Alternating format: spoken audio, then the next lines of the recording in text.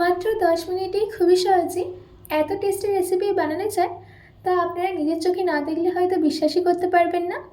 আজকের এই রেসিপিটা বানাতে আপনাদের বেশি কিছু ইনগ্রেডিয়েন্টসের প্রয়োজন পড়বে না। তো চলুন বেশি দেরি না করে শুরু করছি আমার আজকের এই সহজ রেসিপি। নমস্কার, আমি পিনু, কুক উইথ পিনুতে আপনাদের সবাইকে স্বাগত। এই রেসিপিটা বানানোর জন্য সবার প্রথমে আমি একটা পেস্ট রেডি করে নেব। তার জন্য গ্রাইন্ডিং জারের মধ্যে দিয়ে দিচ্ছি 1.5 ইঞ্চ আদা, দিচ্ছি একটা মিডিয়াম সাইজের টমেটো, ঝালের জন্য 2টো কাঁচা লঙ্কা, তার সাথে দিয়ে দিচ্ছি 3 চামচ পোস্ত, আর দিচ্ছি 12টা কাজু। এবার জল ছাড়া এটার একটা স্মুথ পেস্ট রেডি করে নিতে হবে। দেখুন আমাদের এখানে পেস্টটা রেডি করে নেওয়া হয়ে গেছে। এদিকে আমি 300 গ্রাম পনির নিয়েছি, পনিরটাকে আমি কিউব করে কেটে নিয়েছি। এবার আমি পনিরটাকে ভেজে নেব।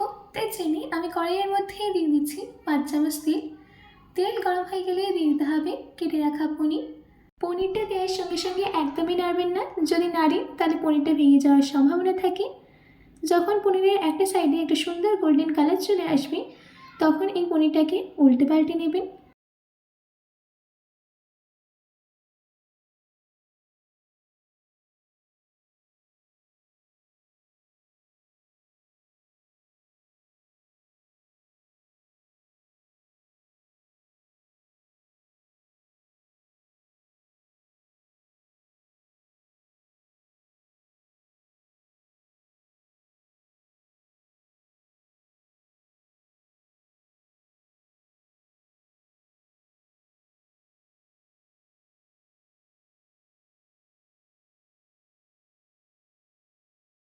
আপনারা দেখতেই পাচ্ছেন যে আমাদের এখানে পনিরের মধ্যে একটা সুন্দর গোল্ডেন কালার চলে এসছে। এবার আমি এই পনিরগুলোকে তেল থেকে তুলে নিয়ে একটা প্লেটে নামিয়ে নিচ্ছি।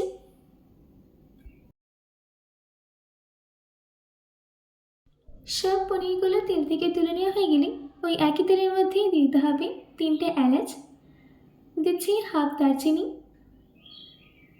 3টে লবঙ্গ, 12টা গোলমরিচ। এবার এই সব গরম মশলাগুলোকে 15 সেকেন্ডের জন্য সতে করে নিতে হবে, যাতে এদের ফ্লেভারটা তেলের মধ্যে চলে যায়। 15 সেকেন্ড বাদ এর মধ্যে অ্যাড করে দিচ্ছি আমাদের তৈরি করে রাখা পেস্ট। গ্রাইন্ডিং জারের মধ্যে অল্প পেস্ট লেগেছিল, তাই এর মধ্যে 1/4 কাপ জল অ্যাড করে মশলাটাকে ধুয়ে জলটা দিয়ে দিচ্ছি। জলটা দেওয়ার পর ভালো করে মিশিয়ে নিতে হবে।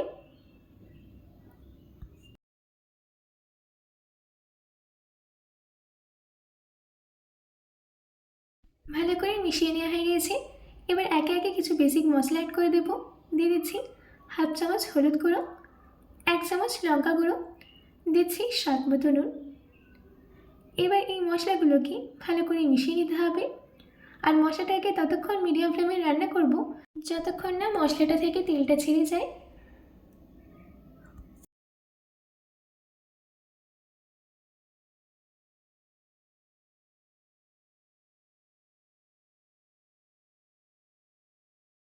দেখুন আমাদের এখানে মশলাটা থেকে তেলটা সম্পূর্ণ ছেড়ে গেছে।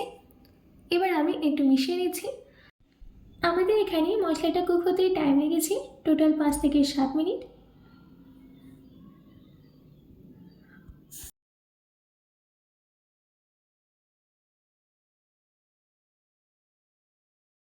এবার আমি এর মধ্যে অ্যাড করে দিচ্ছি ভেজে রাখা পনির। পনিরটা দেওয়ার পর ভালো করে মিশিয়ে নিতে হবে, আর গ্যাসের ফ্লেমটাকে মিডিয়ামে রেখে 3 মিনিট রান্না করে নিতে হবে, যাতে পনিরের মধ্যে এই গ্রেভির ফ্লেভারটা চলে যায়। একটু মিশিয়ে নেওয়া হয়ে গেছে। এবার আমি এর মধ্যে অ্যাড করে দিচ্ছি 1/4 কাপ জল। জলটা দেওয়ার পর ভালো করে মিশিয়ে নিচ্ছি।